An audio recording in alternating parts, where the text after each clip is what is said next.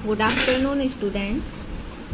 आज हम आपका साइंस का चैप्टर 2 सजीवों का परिवेश द हैबिटेशन पढ़ेंगे। ठीक है, सजीवों का परिवेश मतलब सजीवों के लिए कैसा वातावरण होना चाहिए, कैसा माहौल होना चाहिए। ठीक है, परिवेश एडेप्टेशन।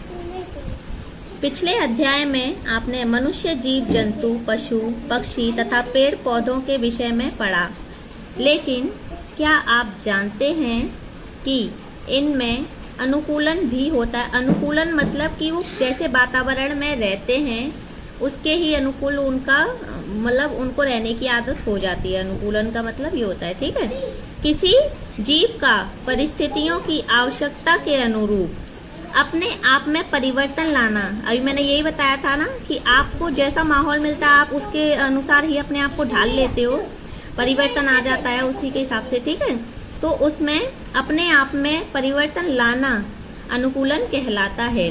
पहाड़ पर रहने वाले जीव जंतु तथा पेड़ पौधे उस परिवेश के अनुकूल होते हैं।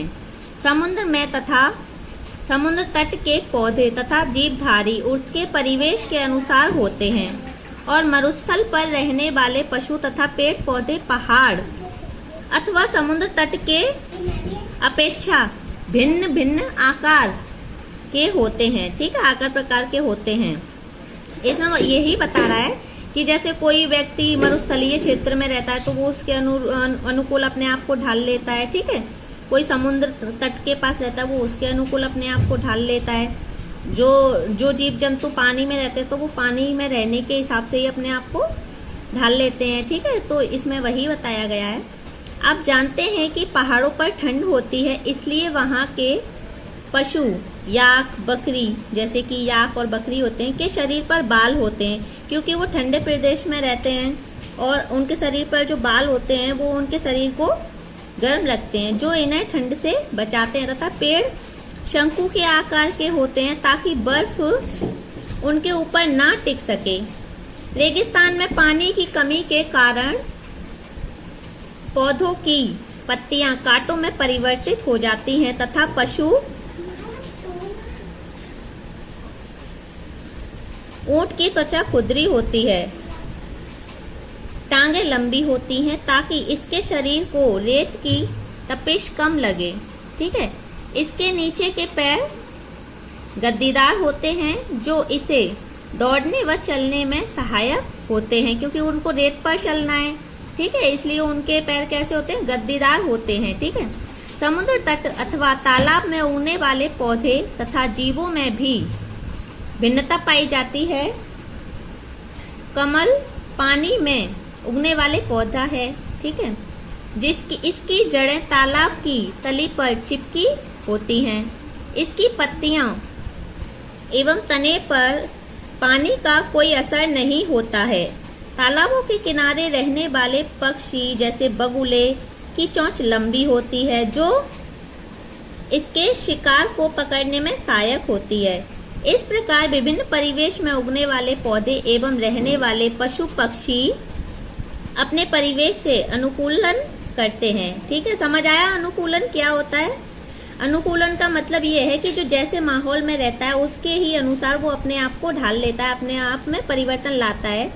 ठीक है, आइए हम विभिन्न परिवेश में रहने वाले जीवों और एवं पौधों के विषय में जानकारी प्राप्त करते हैं। आपको शायद नीलगाय के विषय में कुछ जानकारी हो। नीलगाय और पालतू गाय जो आप प्रतिदिन देखते हैं, इसमें क्या भिन्नता है? इसी प्रकार जंगल में रहने वाला सूअर भी शहर में रहने वाले सूअर से भिन्न होता है तथा इनका भोजन भी अलग होता है। इसी प्रकार जंगल में कुछ जहरीले पौधे, कहीं ऊंचे ऊंचे वृक्ष, कटीली झाड़ियां आदि दिखाई देंगे। इसके विपरीत वहाँ जड़ी बूटियां भी होती हैं जो दवाइयों के काम आती हैं। मनुष्य एवं पशु पक्षी यहाँ तक कि पेड़ पौधे भी अनुकूलन की स्थिति के अनुसार रहते हैं।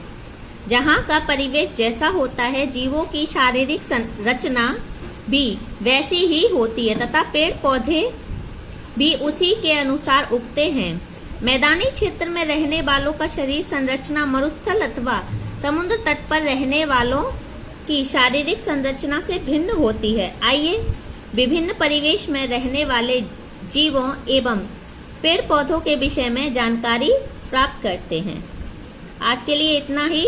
आज के इस पूरे इसमें टॉपिक में बस यही समझाया हमने कि अनुकूलन की जो क्रिया होती है वो होती क्या है और कैसे होती है। ठीक है।